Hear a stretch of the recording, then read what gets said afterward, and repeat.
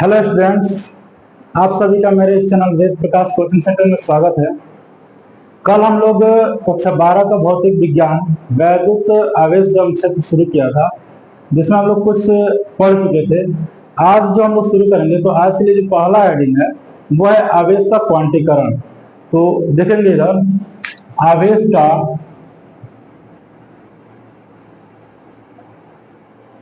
क्वांटीकरण।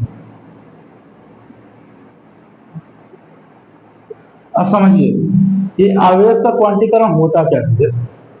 जैसे यहाँ पे हमको एक वस्तु ले लें, तो इसमें कुल उपस्थित जो आवेश होता है, इस वस्तु में उपस्थित कुल जो आवेश होता है वो होता क्या है कि इसमें जो इलेक्ट्रॉन होते हैं, इन इलेक्ट्रॉनों के पूर्ण गुणज के क्या होता है, बराबर होता है। इस वस्तु में जो उपस्थित कुल आवेश होता है, इसमें उपस्थित इलेक्ट्रॉन का क्या होता है, पूर्ण गुणज होता है।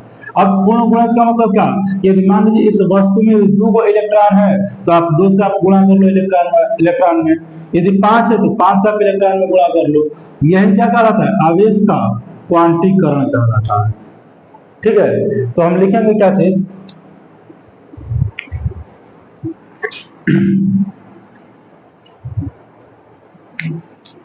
किसी वस्तु में आवेश सदैव इलेक्ट्रॉन के पूर्ण गुणज के बराबर होता है।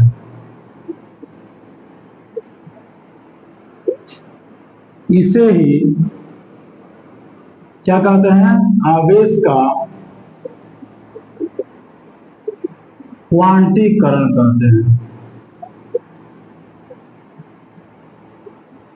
ठीक है, अर्थात Q is equal to N into E। यही क्या है, आपका आवेश का क्वांटीकरण। ठीक है, ध्यान दीजिएगा। अब इसके बाद जो अगली हेडिंग है वो है क्या चीज, कूलाम का नियम।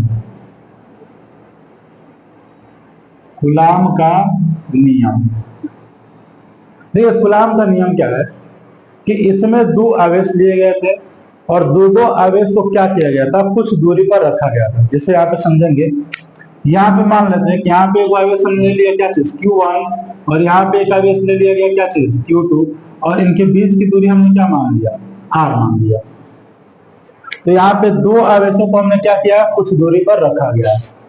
तो आवेश करते क्या है, कभी एक दूसरे को प्रतिकर्षित करेंगे और कभी एक दूसरे को क्या करते हैं, आकर्षित करेंगे। कब प्रतिकर्षित करते हैं तो वो भी ध्यान दीजिएगा। यदि मान लीजिए दोनों आवेश क्या हो, सजातीय हो। सजातीय मतलब क्या कि एक ही प्रकार के आवेश हो, दोनों या तो धन आवेश हो या तो दोनों क्या हो, ऋण आवेश हो। तो इस स्थिति में ये एक दूसरे को क्या करते हैं, प्रतिकर्षित करते हैं। लेकिन यदि यहीं पे देख लिया जाए कि एगो आप ले लीजिए क्या चीज, माइनस, और एगो आप ले लीजिए क्या चीज, प्लस, अर्थात ये दोनों एक दूसरे से क्या है, विजातीय है, मतलब अलग अलग है। तो ये एक दूसरे को क्या करेंगे, ये इसको खींचेगा और ये वाला इसको खींचेगा, यानी ये एक दूसरे को क्या करेंगे, आकर्षित करेंगे। ठीक है, तो समझेंगे इसी प्रकार। तो कूलाम के नियम में क्या बताया गया था कि 2 स्थिर बिंदु आवेशों के बीच लगने वाला कौन सा बल, देखिए यहाँ पे हो रहा है प्रतिकर्षण, यहाँ पे हो रहा है क्या चीज, आकर्षित। ठीक ना, तो 2 स्थिर बिंदु आवेशों के बीच लगने वाला आकर्षण बल या प्रतिकर्षण बल, इन दोनों आवेशों के गुणनफल के क्या होता है, अनुक्रमानुपाती होता है। अर्थात यहाँ पे हम लिखेंगे क्या चीज कि F अनुक्रमानुपाती क्या चीज, Q1 Q2, और इसको मानेंगे हम क्या चीज, इक्वेशन फर्स्ट। अब थोड़ा ध्यान दीजिएगा, अब दूसरा नियम क्या बताया गया था कि इनके बीच की जो दूरी है उनके वर्ग के क्या होता है, व्युत्क्रमानुपाती होता है। तो यहाँ पे लिखेंगे कि F जो है ये व्युत्क्रमानुपाती होता है किसके, तो बीच की दूरी के वर्ग के। इसको हम मानेंगे इक्वेशन सेकेंड। अब क्या करते हैं कि दोनों इक्वेशन को हम मिलाते हैं। तो यहाँ पे लिखेंगे समीकरण 1 व 2 से, तो जब इनको मिलाएंगे तो F हो जाएगा क्या चीज, Q1 Q2 बटा में R स्क्वायर। ठीक है, और यहां से जब अनुक्रमानुपाती का चिन्ह हटाते हैं तो एगो नियतांक आता है, क्या चीज के। अब थोड़ा इस के बारे में देखेंगे।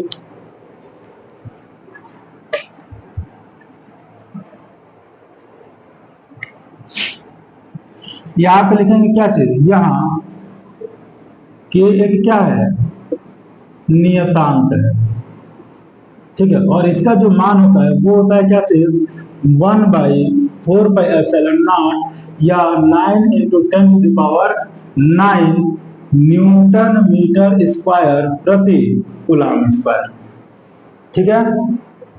अब यहाँ पे ये चीज जो दिया गया एप्सिलॉन नॉट, इसके बारे में जान लेते हैं क्या। तो यहाँ पे जो एप्सिलॉन नॉट है इसको हम बोलते हैं क्या चीज, निर्वात की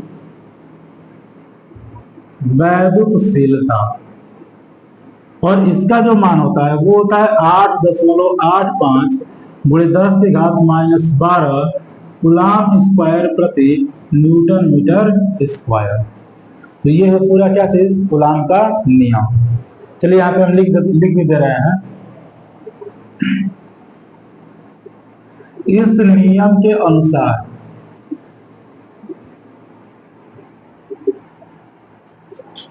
किन्हीं दो स्थिर बिंदु आवेशों के मध्य लगने वाला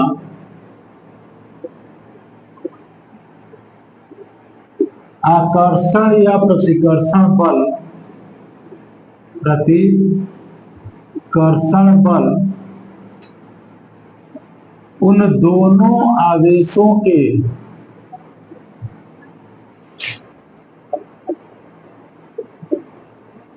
गुणनफल के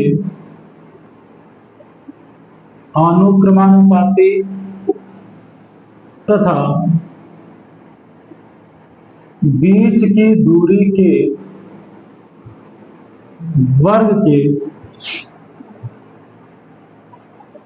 व्युत्क्रमानुपाती होता है, ठीक है। यही कूलम का नियम है, थोड़ा इसको नोट कर लीजिएगा आप लोग। चलिए अब देखेंगे एप्सिलॉन नॉट का मात्रक और विमीय सूत्र। यहाँ पे लिखेंगे एप्सिलॉन नॉट का मात्रक। तो यहाँ पे थोड़ा समझिए, आप लोग पढ़े हो क्या चीज, F इज इक्वल टू के Q1 Q2 बटा में R स्क्वायर, और K का मान आप लोग पढ़े हैं क्या चीज, 1/4πε0 इंटू Q1 Q2 बटा में R स्क्वायर। अब हमें निकालना है एप्सिलॉन नॉट का मात्रक। तो एप्सिलॉन नॉट को हम किधर भेजेंगे, बराबर के बाएं साइड में, सबको दाएं साइड में। तो यहाँ पे एप्सिलॉन नॉट नीचे, तो इधर भेजेंगे तो कहाँ चला जाएगा, ऊपर। और ये हो गया 1/4π। अब यहाँ थोड़ा ध्यान दीजिए, F ऊपर है तो बराबर के इधर करेंगे तो कहाँ आ जाएगा, नीचे। और यहाँ पे हो जाएगा Q1 Q2 बटा में R स्क्वायर।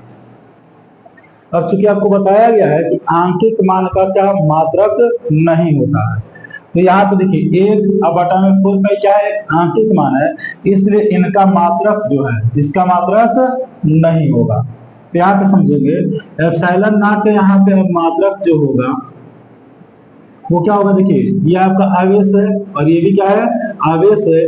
तो दोनों क्या होंगे, कूलम, इसलिए ये हो गया कूलम का स्क्वायर।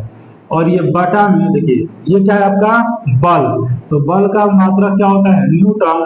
और ये आर क्या है, एक प्रकार की दूरी, और दूरी का मात्रक क्या होता है, तो मीटर। और स्क्वायर को क्या लगाएंगे, स्क्वायर। तो ये हो गया आपका एप्सिलॉन नॉट का मात्रक। अब निकालेंगे हम लोग एप्सिलॉन नॉट का विमीय सूत्र। देखिए इसका विमीय सूत्र क्या होगा, देखिए ये आपका कूलम है यानी आवेश है, और आवेश का कल हम विमीय सूत्र आपको बताए थे, क्या चीज, ए टी।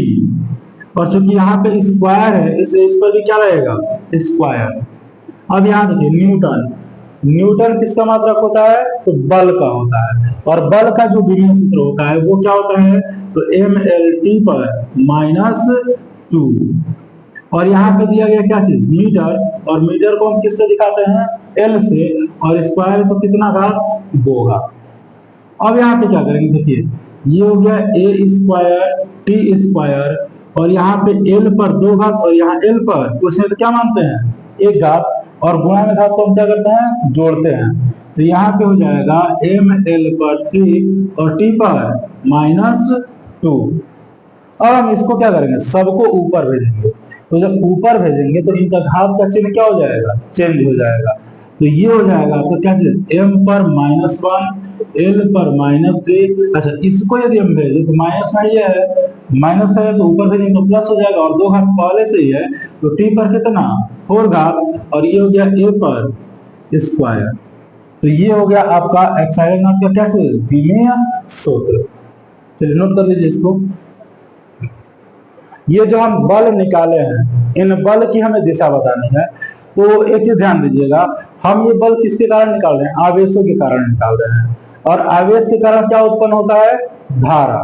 ठीक है, जहां पे आवेश वहां पे क्या होगा, धारा होगा। इसलिए इसको हम बोलते हैं क्या चीज, वैद्युत बल। तो अब आप हेडिंग देंगे क्या चीज यहाँ पे, वैद्युत बल की दिशा, वैद्युत बल की दिशा। तो पहले आप समझिए, जैसे मान लीजिए कि हम दोनों क्या कर रहे हैं, समान प्रकृति के आवेश ले रहे हैं, यानी कि सजातीय आवेश। तो अब समझिए, अभी हम बताएं कि जब दोनों क्या होंगे, सजातीय आवेश होंगे, तो ये एक दूसरे को क्या करते हैं, प्रतिकर्षित। अर्थात ये वाला क्या करेगा, ये आवेश इस आवेश को इधर खेदेगा, और ये वाला जो आवेश होगा इस आवेश को किधर, इधर खेदेगा। ठीक है, अर्थात हम कह सकते हैं कि इन दोनों आवेशों को मिलाने वाली रेखा के अनुदिश किधर, बाहर की ओर। अरे समझना, अर्थात यहाँ पे जो वैद्युत बल की दिशा है वो किधर है, तो इन दोनों आवेशों को मिलाने वाली रेखा का अनुदिश किधर, इधर लेंगे तभी भी बाहर हो रहा है, और इधर लेंगे तभी भी बाहर हो रहा है। ठीक है, लेकिन अब यहीं पे यदि हम विपरीत प्रकृति के आवेश ले लें तो क्या होगा, देखिए इन दो, ये वाला आवेश क्या करेगा, इसको आकर्षित करेगा इधर, और ये वाला आवेश क्या करेगा, इसको आकर्षित करेगा इधर। अर्थात हम कह सकते हैं कि जब दो आवेश विपरीत प्रकृति के होते हैं तो इन दोनों आवेशों को मिलाने वाली रेखा के अनुदिश किधर, अंदर की ओर होता है। ठीक है, तो यही हम लिखेंगे, क्या लिखेंगे, पहला जब दोनों आवेश समान प्रकृति के हों, समान प्रकृति के हों, तो वैद्युत बल की दिशा, वैद्युत बल की दिशा उन दोनों आवेशों को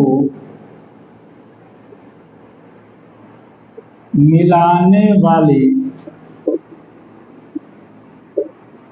रेखा के अनुदिश किधर होती है, बाहर की ओर होती है। चलिए दूसरा देखेंगे, आपको बताया क्या चाहिए, जब विपरीत प्रकृति के होंगे तो उनका जो वैद्युत बल की दिशा कहाँ होगा, इन दोनों आवेशों को मिलाने वाली रेखा का अनुदिश अंदर की ओर। तो यहाँ पे लिखेंगे हम लोग, जब दोनों आवेश विपरीत प्रकृति के हों तो वैद्युत बल की दिशा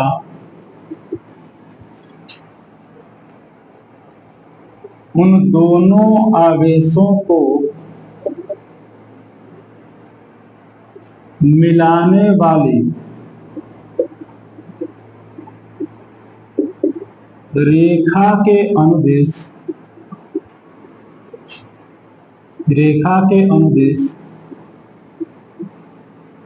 अंदर की ओर होती है। ठीक है, अब यहां पे थोड़ा नोट में लिखेंगे आप लोग। अभी जो हम लोग वैद्युत बल का फार्मूला पढ़े हैं, ठीक ना, तो इस फार्मूले में हम क्या करते हैं, आवेश का जो मान होता है वो चिन्ह सहित नहीं रखते हैं। तो इसको नोट में लिख लीजिएगा, वैद्युत बल के सूत्र में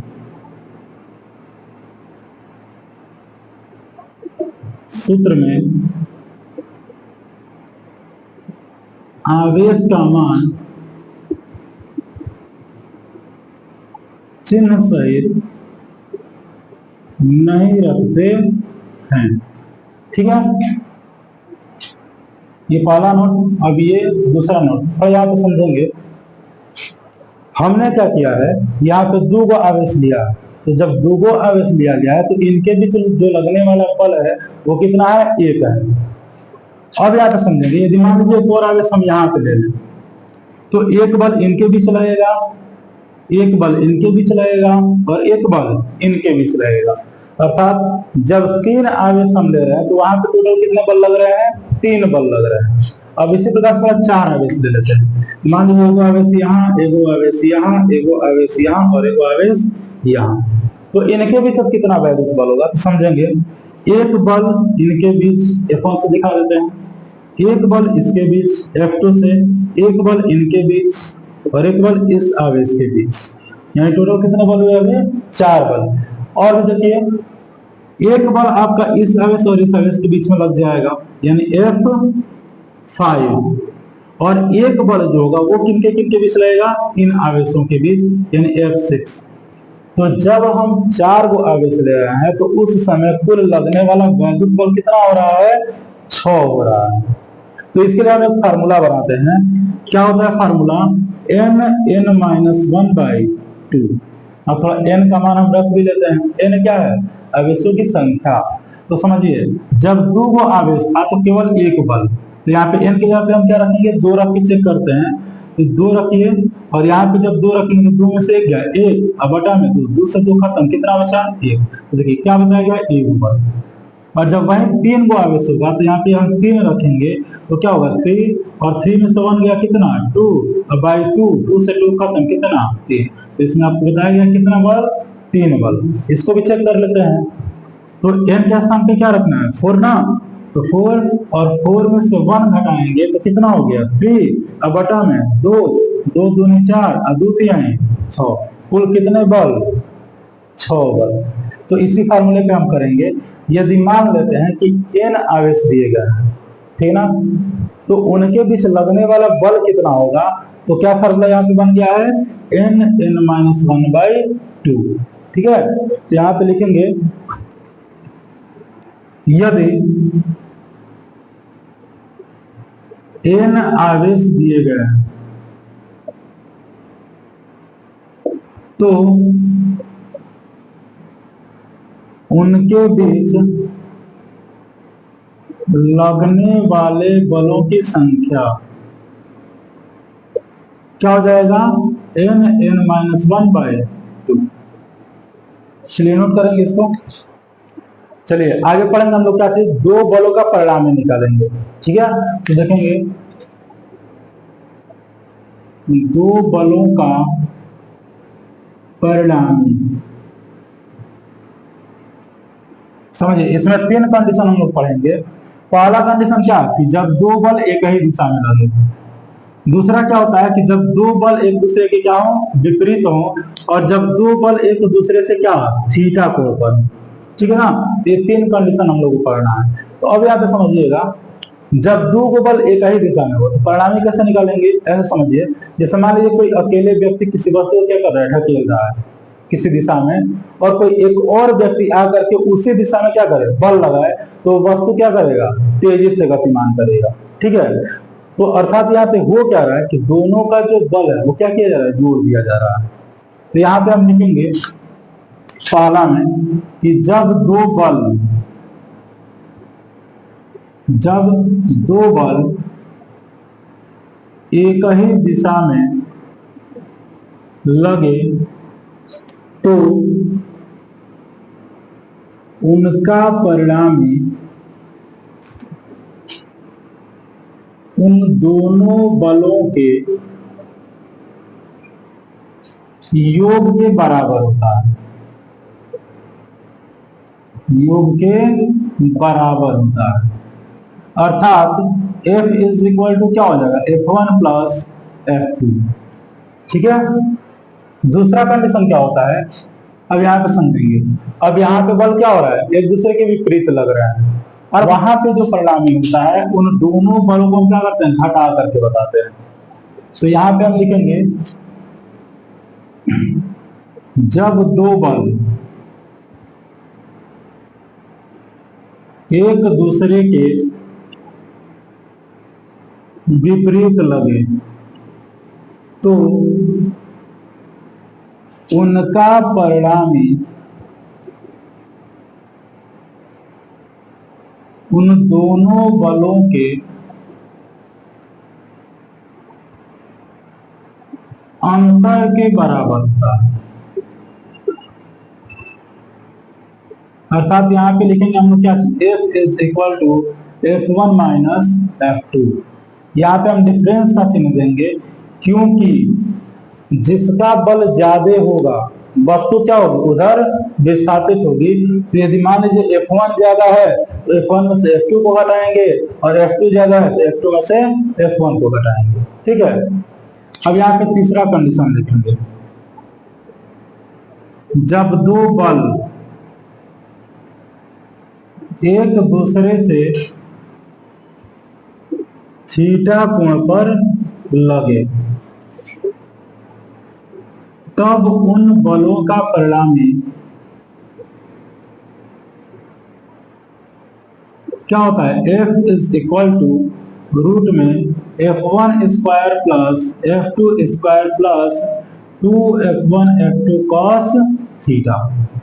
ये होता है क्या चीज, जब थीटा कोण पर लगे तो। चलिए इसको भी नोट कर लीजिएगा। अगला हेडिंग है, दो आवेशों के बीच तीसरे आवेशों का संतुलन। अर्थात जैसे मान लीजिए दो आवेश दिया गया है, हम तीसरा आवेश को कहाँ रखें तो क्या हो, संतुलन की अवस्था में। जैसे समझेंगे, मान लीजिए एगो आवेश यहाँ पे रखा गया और एगो आवेश यहाँ पे रखा गया। अब इसमें तीसरे आवेश को हम कहाँ रखेंगे कि संतुलन की अवस्था में क्या हो, बना रहे। तो हम कहाँ रख सकते हैं, या तो इनके बीच में रखेंगे या तो इनके बाहर रखेंगे। अच्छा, संतुलन का मतलब होता क्या है कि वो अपने स्थान से हिले डुले ना।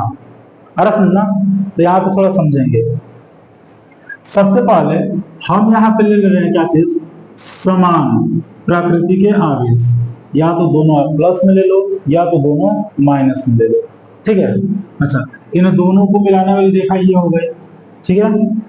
अब मान लेते हैं कि किसी तीसरे आवेश को हम कहाँ रख रहे हैं, इनके बाहर रख रहे हैं। मान लेते हैं कोई -2 आवेश है और इस आवेश को हम इन दोनों आवेश को कहाँ रख रहे हैं, बाहर रख रहे हैं। तो होगा क्या, अब समझिएगा, ये प्लस आवेश है और ये क्या है, माइनस आवेश है। और आपको बताया गया कि प्लस आवेश माइनस आवेश एक दूसरे को क्या करता है, आकर्षित करते हैं। अर्थात ये वाला आवेश इसको क्या करेगा, इधर आकर्षित करेगा। अरे सुनना, अब यदि इस आवेश से यदि हम तुलना करें तो ये भी प्लस है और ये किसमें है, माइनस में है। तो ये आवेश भी इसको क्या करेगा, आकर्षित करेगा। अर्थात इस पर लग रहा है क्या, आकर्षण बल, और दोनों की दिशा क्या है, एक ही ओर है। अर्थात ये अपने स्थान से क्या होगा, हिलेगा। अरे सुनना, अब हिल जाएगा। मान लीजिए कि दो व्यक्ति इस पर बल लगा रहे हैं किधर, एक ही दिशा में, तो ये अपने स्थान से क्या हो जाएगा, हिलेगा। कब नहीं हिलेगा, कि जब इस पर दो बल क्या हो, एक दूसरे के विपरीत लगे। और इस पर क्या हो रहा है, दोनों बल एक ही दिशा में है, इसलिए क्या होगा, अपने स्थान से हिल जाएगा। तो हम कहेंगे कि संतुलन की अवस्था में नहीं है। अच्छा, इसमें प्लस आवेश भी रख करके देख लेते हैं हम लोग। अब यहाँ पे समझिए, इससे यदि हम तुलना करें तो ये भी प्लस में है और ये भी प्लस में है, और प्लस आवेश एक दूसरे को क्या करते हैं, आकर्षित करते हैं। तो ये इसको फेंकेगा किधर, इधर।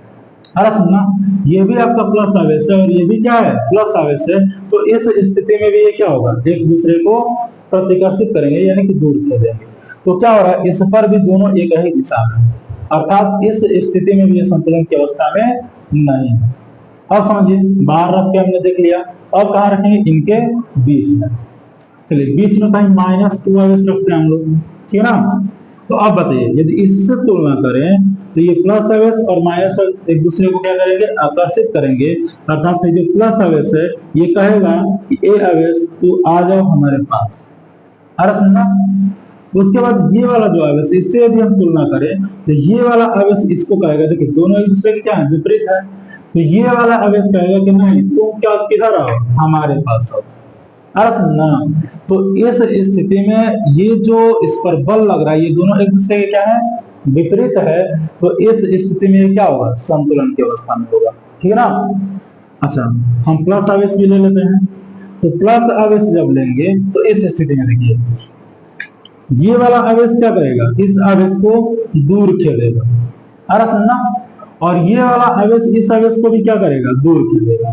तो इस स्थिति में भी क्या हो रहा है, दोनों एक दूसरे के विपरीत है, अर्थात ये क्या है, संतुलन की अवस्था में होगा, ठीक है ना। तो हम कहेंगे कि जब दोनों आवेश समान प्रकृति के हों तो तीसरा आवेश उन दोनों आवेशों के बीच में क्या होगा, संतुलन की अवस्था में रहेगा, ठीक है। अब यहाँ पे थोड़ा समझेंगे, विजातीय आवेश ले लेते हैं, जैसे माइनस क्यू और एगो ले लेते हैं क्या चीज हम लोग, प्लस क्यू। दोनों आवेश को मिलाने वाले क्या होगा, रेखा होगा। अब इसके बीच में हम कोई भी आवेश ले लेते हैं, माइनस क्यू ले लीजिए चाहे प्लस क्यू ले लीजिए, समझेंगे। ये आवेश इसको क्या करेगा, देखिए दोनों क्या हो गए, समान प्रकृति के हो गए। और समान प्रकृति के आवेश जो होते हैं एक दूसरे क्या करते हैं, आकर्षित नहीं प्रतिकर्षित करते हैं, ठीक है ना। तो ये एक दूसरे को क्या करेंगे, प्रतिकर्षित करेंगे। और समझिए यहाँ पे दिया गया प्लस, यहाँ पे दिया गया क्या चीज, माइनस। तो ये एक दूसरे को क्या करेंगे, आकर्षित करेंगे। इस स्थिति में थोड़ा देखिए दोनों बल एक ही दिशा में हो गए, ठीक है ना। तो इस स्थिति में क्या होगा, ये अपना स्थान से हटेगा और हटेगा तो संतुलन की अवस्था में नहीं रहेगा। चलिए थोड़ा प्लस आवेश भी लेकर के देख लेते हैं। तो प्लस आवेश लेने पर क्या होगा, समझिए यहाँ पे माइनस यहाँ पे प्लस, एक दूसरे की क्या है, विपरीत आवेश है। तो ये क्या करेगा, ये इसको अपनी ओर आकर्षित करेगा। विजातीय आवेश क्या करते हैं, दूसरे को आकर्षित करते हैं। तो ये इसको क्या करेगा, आकर्षित करेगा। अब समझिए यहाँ पे प्लस है यहाँ पे प्लस है, तो दोनों क्या हो गए, सजातीय आवेश। और सजातीय आवेश एक दूसरे को क्या करते हैं, प्रतिकर्षित करते हैं। तो इस स्थिति में क्या मिला कि दोनों जो बल है वो एक ही दिशा में लग रहे हैं, अर्थात इस स्थिति में भी संतुलन की अवस्था प्राप्त नहीं होगी। चलिए हम लोग बीच में रख के देख लिए। अब हम कहाँ रखेंगे, तो इसके बाहर रखेंगे, ठीक है ना। तो थोड़ा ध्यान दीजिए, यहाँ पे माइनस है यहाँ पे भी क्या है, माइनस है। तो समान प्रकृति के आवेश और समान प्रकृति के आवेश एक दूसरे को प्रतिकर्षित करते हैं, ठीक है ना। तो ये किधर, बाहर की ओर। और यहाँ पे दिया गया आपका प्लस आवेश, ये है माइनस आवेश। तो ये एक दूसरे को क्या करेंगे, आकर्षित करेंगे। तो यहाँ पे लग गया क्या, विपरीत। और जब विपरीत हो गया तो क्या होगा, संतुलन की अवस्था में रहेगा। समझ में आया। तो हम क्या लिख सकते हैं कि जब दोनों आवेश समान प्रकृति के हो तो तीसरे आवेश के संतुलन की जो अवस्था होगी वो कहाँ होगी, उन दोनों आवेशों के बीच में होगी, ठीक है। तो यहाँ पे हम लिखेंगे, पहले हेडिंग दे लेते हैं, दो आवेशों के बीच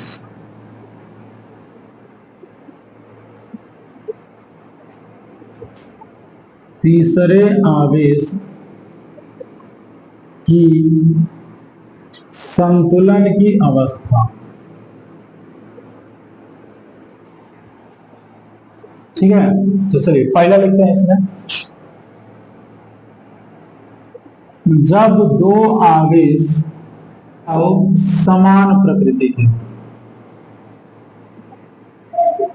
समान प्रकृति के हों तो तीसरे आवेश की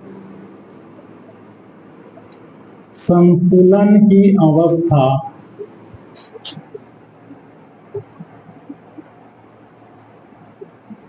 उन दोनों आवेशों के कहाँ होगी, बीच में होगी, जैसा कि यहाँ पे पूरा आपको समझाया गया। चलिए दूसरा देखते हैं, जब दोनों आवेश क्या हो, विपरीत प्रकृति के, विपरीत प्रकृति के हों तो तीसरे आवेश की संतुलन की अवस्था